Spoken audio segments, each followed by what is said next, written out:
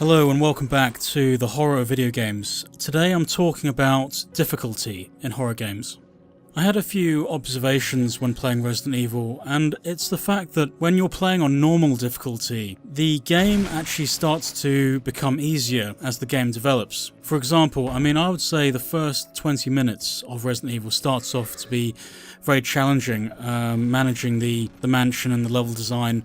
But as the game develops, towards the end of the game, you may have, on normal, maybe 100 rounds for your pistol, you may have 24 shotgun rounds, you may have at least a dozen magnum rounds.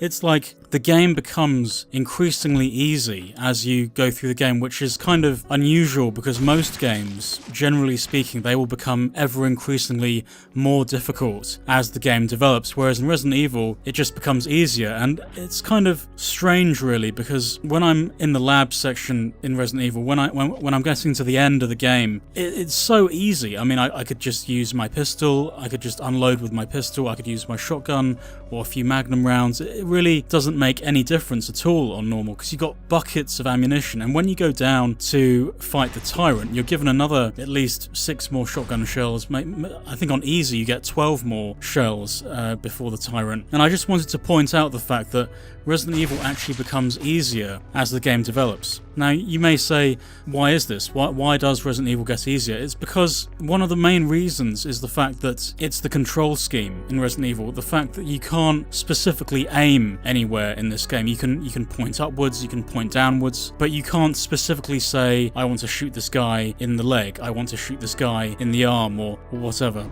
Because of the control scheme, it doesn't allow this kind of nimble or agile button presses, which would enable a higher level of difficulty through dexterity. For example, the ending of Dead Space 2, a great sense of timing is required to beat the end of Dead Space 2. The boss kind of opens up at the end, you've got to shoot it a few more times, and then the enemies swarm you, you've got to kill the enemies, and then backwards and forwards, over and over again, until the boss is completed. So, in regular games, difficulty will ever increasingly go up as the game develops. And also with Limbo, a game with limited control inputs, that actually still gets more difficult as the game develops because the level design gets more difficult with the anti-gravity sections. You're kind of floating through the air, and so even with a game like Limbo, which is very simplistic, they managed to increase difficulty by changing the level design. And then you have in Cry of Fear, you have this kind of strange platforming sections towards the end of the game, which in a way increased the difficulty because up until that point, there were really no platforming sections in that game. So they put that in at the end to make it a bit more difficult, and it requires precision jumps in that final stretch of the game. So in these 3 examples, you can see that generally speaking, level design will say when you get to the end of the game, it will get more difficult. This is not present in Resident Evil, and it does precisely the opposite of that actually.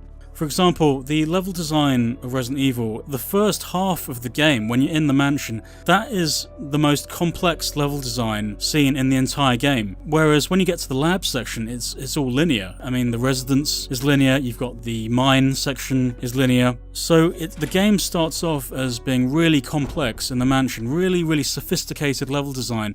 But then once you get past the mansion, it turns into this very simplistic design. And I think this is very curious, really, because I was really hoping that the game would become ever more complex. I was really hoping, the first time I played this game, I was really hoping that the lab would be this expansive, vast underground facility, and it would take you ages to figure out where to go, and it'd be just as complex as the mansion. But when I got to the lab, I found it to be very, very simplistic. You got to put a few codes in here, you open this door, you put this thing over here, and it's just very simple. You're finished with the lab within maybe half an hour or so, and I have to say this was quite disappointing. And also the game, when you're playing on hard difficulty, the game is subtly telling you actually how to play the game. For example, there was one moment where I had very few bullets, I had very few resources, but I had a number of health packs. So the game is telling you, right, okay, so you don't have ammunition, but you can force your way through corridors, you can force your way past zombies by using health packs, which is what I described in the previous video. And then when you're about to enter the lab section, I had 4 grenades and 4 daggers. So the game is kind of saying to you, use your defense items. Just totally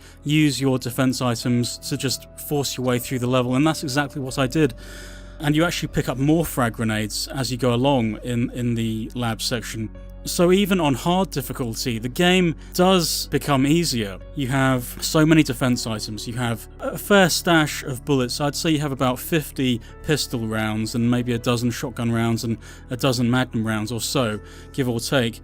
So I would say that generally speaking, hard does get a little bit easier towards the end, but I would say out of the 4 difficulty settings, from very easy to hard, I would say hard is probably the most consistent difficulty setting in the game. I mean, playing on normal is a bit of a joke, really. I mean, you have mountains of ammunition towards the end of the game. It's kind of ridiculous, really, that you have so much firepower at the end of the game, and I feel this really affects the horror of the game towards the end, because you can't really feel vulnerable if you have so much ammunition with you. So in conclusion, the reason why the difficulty of Resident Evil is so limited is because of the control scheme. There is only so difficult the enemies could become, there's only so difficult or sophisticated the enemy design could become, because the player wouldn't be able to shoot moving objects, the player wouldn't be able to shoot flying enemies or multiple enemies flying around. There wouldn't be any of this ability for complex enemy behaviour, because the control scheme is the limiting factor.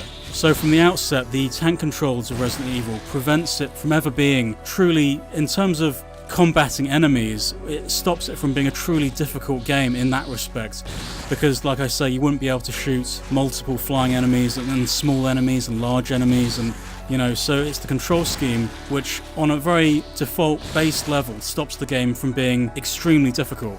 Now the second reason why the game becomes easier is because of the level design. It starts off complex, it starts off in this kind of spiraling fashion in the mansion, but then the residence, the mine, the lab, it's all very linear, it's all very simple, so you have a limiting factor from the tank controls which presents a ceiling for how difficult the game can ever become, combined with level design which becomes simpler as the game develops. And I feel all games should progressively get more difficult as time goes on, because what happens in Resident Evil is that you start off very complex in the mansion with this great level design, and you're desperately trying to find ammunition, you're fighting from corridor to corridor, and it's brilliant, basically. But by the time you get to the lab at the end, on normal, you have 100 pistol rounds, you have 24 shotgun rounds, you have a dozen magnum rounds. It's just so easy. And I just feel it's so disappointing, because I really, really wanted the lab to be just as complex as the mansion, and it didn't happen. So, if you really want the true Resident Evil experience, you must play it on hard difficulty, because it stays consistently difficult from start to finish.